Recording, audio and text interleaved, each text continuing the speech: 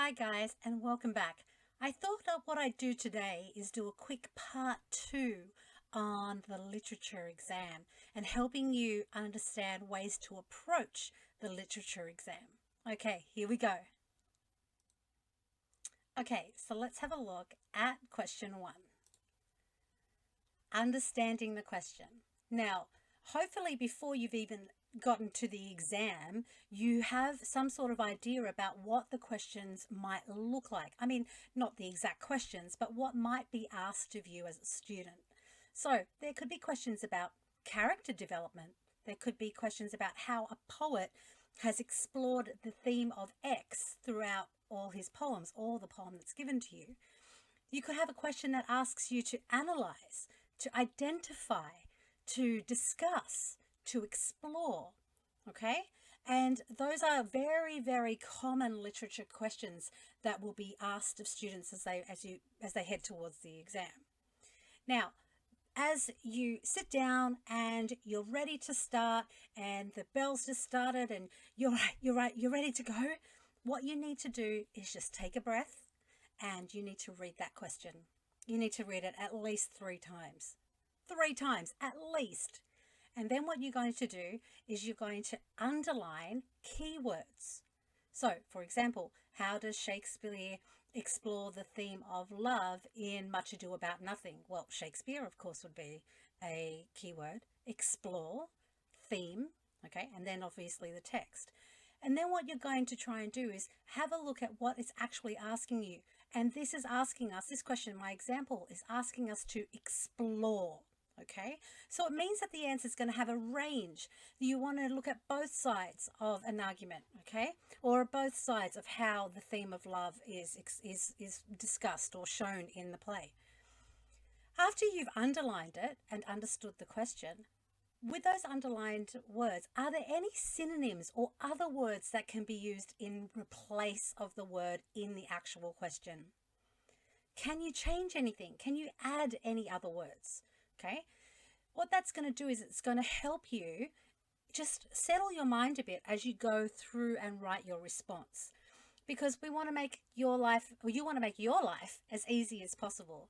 And by having more vocabulary to work with early, it's going to help you stop repeating the same words over and over and over in the exam response. And I tell you, reading words like explores can be very tiring as a teacher.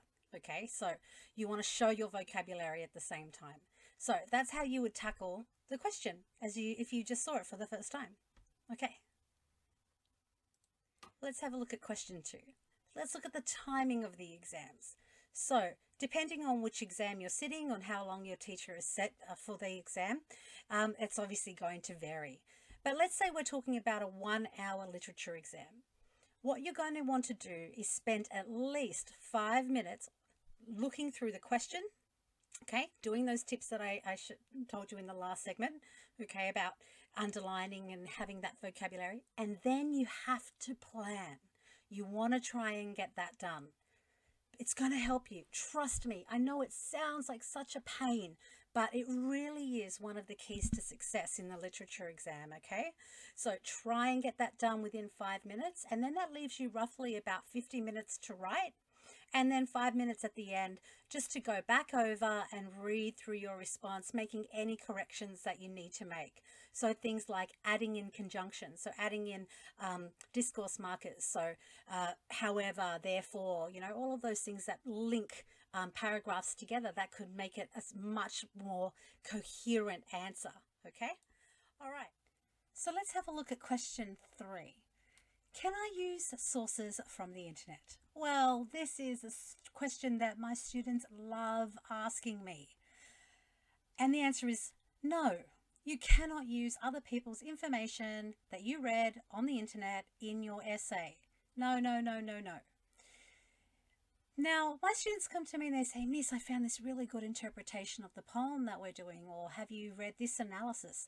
And I love it when students come to me with responses like that, because I'm never ever going to stop my students from reading and researching literature in their spare time. What teacher would? Okay, so I encourage you guys to go and read whatever is out there. But when it comes to the exam, you are not allowed to use any of that information you found on the internet in your essay. Okay, just don't do it.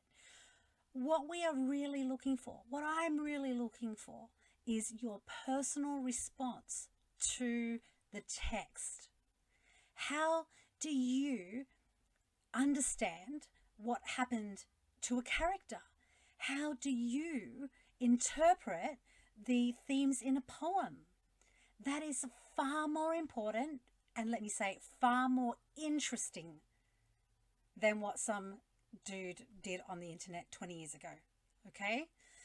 What I would rather read is 20 totally different interpretations of a poem than getting a batch of essays that are just pretty much copies of each other because you've all read the same source or you've all read Spark Notes.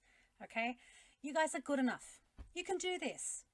Use the internet for your own research, for your own interpretations, not for your own interpretations, for your own sort of understanding, but do not let what some guy on the internet said be your response, because it's not your response. And it's really easy to find when you've copied off the internet because you'll have the same answer as someone else or 5 other people.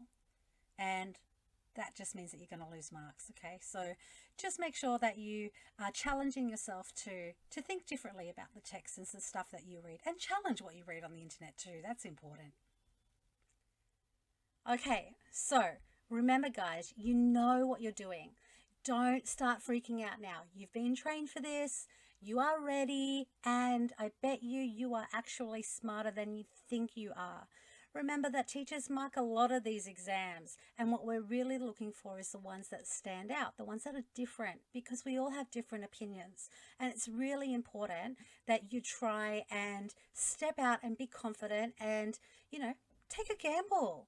What does this text mean to me? And just say it. As long as you can back it up using the text that's available, then there's no reason why you can't score a high mark. Okay, well, that's all from me. I'll see you next time. Bye.